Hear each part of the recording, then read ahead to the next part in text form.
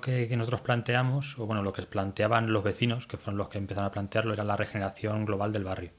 Tienen problemas de ocupación, las viviendas son infraviviendas, son muy pequeñas, no tienen ascensor, los aislamientos ya están bastante degradados, y nos propusieron hacer un planteamiento de cómo se podía solucionar eso. Nosotros lo estudiamos a raíz de una propuesta que nos hizo el Grupo Socialista, porque un poco la línea fue así: los vecinos plantearon al Grupo Socialista que tenían un problema en el barrio, ellos empezaron a buscar posibles soluciones y contactaron con varios técnicos y varios promotores, y entre ellos con nosotros. Y nos hicieron una propuesta que era bastante básica, y era empezar a trabajar sobre posibles soluciones para ese barrio a coste cero. Es decir, no se podía cobrar nada ni a nadie, ni a los vecinos, ni al ayuntamiento, ni a nadie. Y era un trabajo que teníamos que empezar un poco a motu propio, viendo si salía o no saldría adelante. Empezamos a estudiar la propuesta, ver qué se podía hacer con el barrio, y hicimos un planteamiento. Y ese planteamiento se le presentó luego a los vecinos. Entonces ese planteamiento tiene varias premisas, lo llamamos nosotros premisas de viabilidad. La primera premisa es que el 90% de los vecinos esté de acuerdo. La segunda premisa es que hace falta más edificabilidad en la zona, porque hay 432 viviendas y vimos que los propietarios tienen muy pocos recursos. Hicimos una entrevista a varios vecinos y vimos qué posibilidades era lo máximo que podían gastar esos vecinos. Y vimos que estaba entre los 5 y los 10.000 euros para remodelar su vivienda. Entonces vimos que hacía falta un incremento de edificabilidad para que esos propios vecinos construyeran, aparte de sus viviendas, otras nuevas viviendas que vendieran a terceros, y con esos ingresos pudieran poder cambiar sus viviendas por otras mejores. Tenemos varias premisas más, que serían la concesión de las ayudas, de las subvenciones, y luego ya premisas más pequeñas, que es el acuerdo entre los propietarios y demás. Entonces las principales eran sobre todo el 90% de los vecinos, la concesión de las ayudas y poder tener más edificabilidad. Se lo planteamos a los vecinos, se lo planteamos a todos, y a partir de ahí empezamos a trabajar.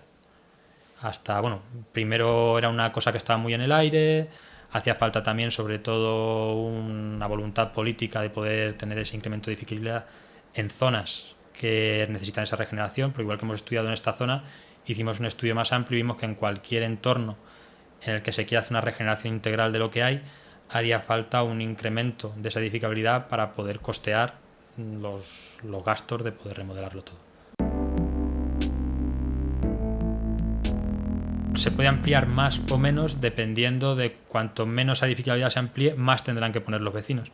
Nosotros hemos hecho el cálculo para que les costara eso, entre 5 y 10.000 euros, más o menos con una media de 7.000. Para eso harían falta ampliar las viviendas de 432 alrededor de unas 600. Esto es flexible. Si nosotros utilizamos varios márgenes de seguridad, es decir, que no hace falta que sean todas esas viviendas, sino que se hace una propuesta. Cuanta más edificabilidad, menos pagarán los vecinos; cuanta menos edificabilidad se pueda ampliar, más tendrán que pagar. Entonces, lo que necesitamos ahora es, por parte de la administración, que nos diga si eso es posible, y si es posible, cuánto se podrá ampliar, para volver a hacerles un planteamiento a los vecinos. Es decir, si desde la administración se nos dice que hay un máximo de edificabilidad que se puede ampliar de tanto, entonces, si no cumple los estándares que tenemos, tendremos que decirle que el lugar de ese precio será otro. Entonces, ese es el trabajo que se está haciendo ahora. De momento, la garantía que tenemos de los fondos de ayudas pertenecen a una línea de ayudas que caduca este año, la han prorrogado un año más. Entonces, dentro de esas premisas, nosotros lo que le comentamos a los vecinos es que, igual que llevamos trabajando a coste cero durante ya muchos meses, si deciden que esto vaya para adelante, porque claro, la primera premisa es el 90%, y es en el trabajo que estamos haciendo ahora. Si no llegamos al 90%, no lo haremos. Llegado el 90% de vecinos de acuerdo, entonces empezaremos a negociar tanto la parte de la edificabilidad como la parte de las ayudas. Si en alguna de esas negociaciones algo no llegara a término, los vecinos nunca han arriesgado nada. Sigue siendo nuestro riesgo. Entonces, llegado el momento, si no se tiene esa edificabilidad o no se tienen esas ayudas, no se seguiría adelante y los vecinos no tendrían ningún problema. Es decir, no se empezará lo que es el trabajo real y el riesgo de los vecinos para poder sacar esto adelante si no tenemos esas tres primeras premisas resueltas. La primera propuesta, sobre todo, era intentar que fuera un ecobarrio. Para tener esas viviendas más, necesitaríamos más edificabilidad, sería más volumen construido. Para poder construir más volumen y además tener más zonas verdes y más equipamientos, tendríamos que cambiar un poco la tipología que hay ahora de bloque a una tipología más en torre, que es tener menos huella sobre el terreno, pero un poco más de altura. Y entonces cambiaría bastante la imagen de la ciudad. Entendemos que para mejor estamos ahora trabajando, por un lado, en el tema de gestión con los vecinos y por otro, en hacer varias propuestas sobre cómo podría quedar la imagen de la ciudad. Hace poco hablé con el Colegio de Arquitectos también claro, esto era un tema que estaba muy en el aire. Era algo que no, sinceramente, nadie creía que podía salir. Parece que las últimas semanas se ha movido esto mucho, como que sí que tiene posibilidades más reales de las que había hace unos meses. Entonces, una vez ya que vimos que esto podía ir adelante, entonces sí que me puse en contacto con el Colegio de Arquitectos para proponerles que se hiciera algún tipo de mesa redonda o incluso con arquitectos más jóvenes poder llegar a una serie de concursos de ideas o ver cómo podría ser la imagen del barrio. Hay varios tipos de vecinos. Nosotros intentamos también distribuirlos un poco en los diferentes tipos. Hay gente que directamente lo que dice es que le tienen miedo. Tienen miedo de meterse en algo porque tienen miedo de que se le vaya a robar, se le vaya a engañar. Entonces nosotros intentamos explicarles, en la medida del tiempo que tenemos con cada uno, de que el proyecto lo tenemos enfocado de forma que aunque quisiéramos no podríamos engañarles. O sea, es un sistema muy estructurado. Esa sería la primera tranquilidad que intentamos transmitir a los vecinos. Luego nos sorprendió mucho que la gente, era algo que no pensábamos cuando empezamos con esto, quería vivir en el mismo sitio donde vive ahora. Bueno, nosotros a la hora de transformar el barrio, una de las primeras cosas que hicimos fue hacer diferentes bloques en los que la gente se les distribuyera mejor en otras calles o podían elegir, pero la mayoría de ellos querían en su calle. Entonces el proyecto lo hemos enfocado de forma que pudieran estar en la misma calle, en el mismo número. Luego les preocupaba también mucho el tema del tiempo que tenían que estar fuera.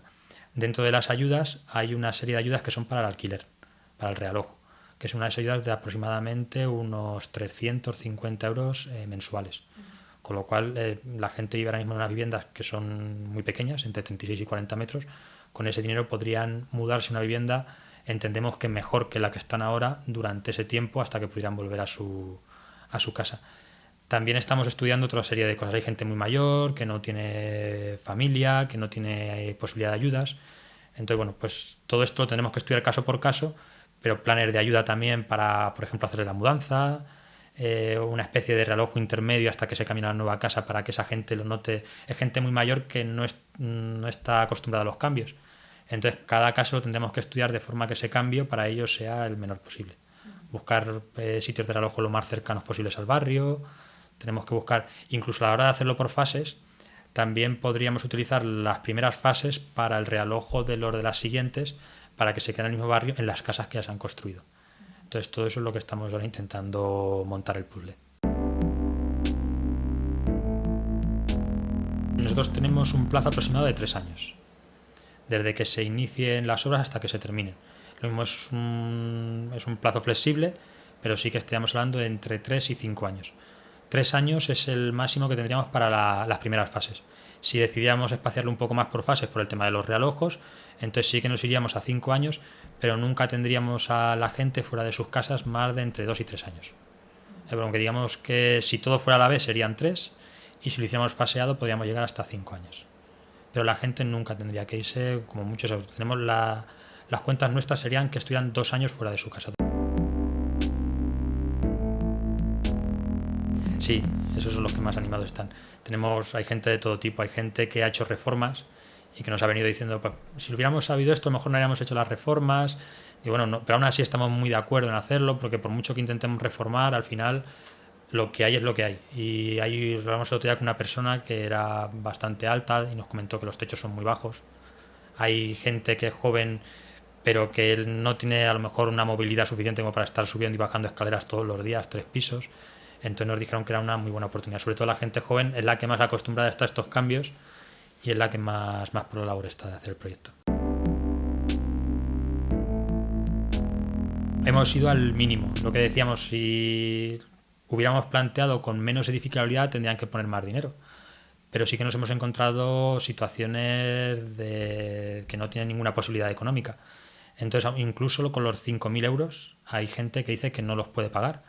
Entonces hemos hablado con unas entidades de banca ética que a la hora de plantear el proyecto se han visto muy interesados en hacer esta financiación, con lo cual incluso esos 5.000 euros se podrían financiar a lo largo de varios años, a lo mejor entre 5 y 10 años, que serían al final unas cuotas entre 40 y 100 euros al mes.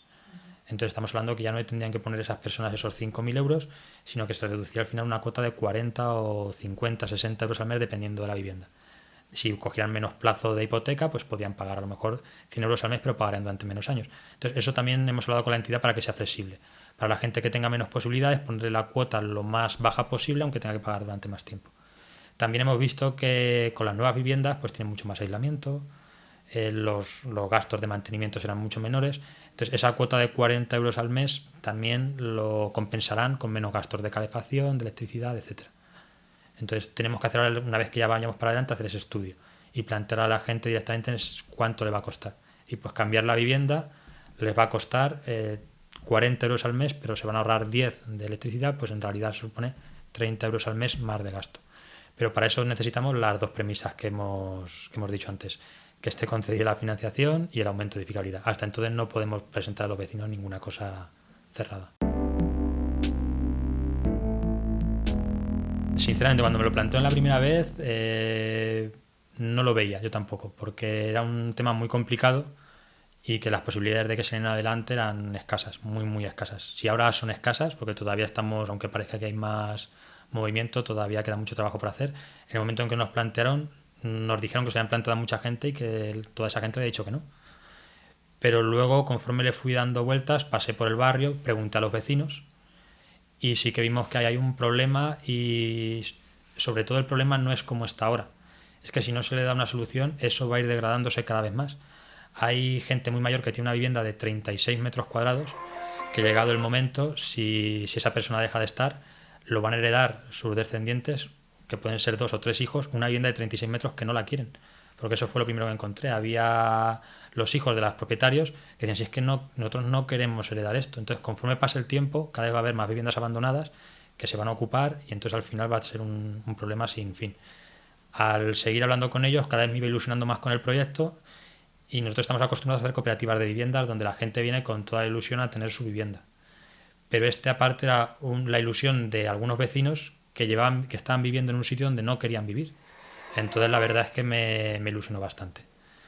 Luego hemos encontrado otros vecinos, claro, que son los que no quieren y entonces poco a poco son los que estamos hablando con ellos para ver si conseguimos también que se ilusionen con el proyecto. Pero la verdad es que con el proyecto estoy muy ilusionado. Yo sobre esto, ahora después de tener la reunión que tuvimos la semana pasada, hombre, no ayudan. Este tipo de mensajes de esa forma no ayudan. Lo que sí que nos ha servido es como altavoz suficiente para que los vecinos vinieran a informarse. Nos está costando mucho contactar con los vecinos. Son 432 viviendas vacías y nos está costando muchísimo. Ahora mismo probablemente habremos contactado con la mitad de ellos. Nos queda la otra mitad que nos está siendo un trabajo bastante duro. Estas declaraciones ha servido para que la gente que ni siquiera conocía que se iba a hacer eso en su barrio ha venido a preguntarnos. Yo creo que las formas y el fondo de esas declaraciones también creo que responden un poco a la desinformación. Todo esto sale a lo mejor por el tema del incremento de edificabilidad que se solicitó.